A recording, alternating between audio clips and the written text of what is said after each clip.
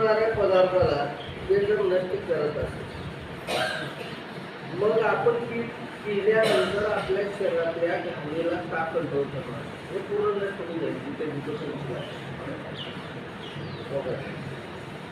मी म्हणतो नाही तुमच्यासमोर. काही लोकांना असं वाटेल पण ह्याला जर वेळ पाडत असेल याला नष्ट करायला आपण पिल्यावर आपल्या आतड्यांना बितड्याला बीज पडते अशी शंका निर्माण होऊ शकते की.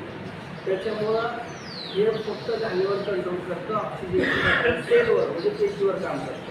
ते कसलंही तुम्हाला साईड इफेक्ट देत नाही, म्हणून तुम्हाला तंदुरुस्त ठेवतं.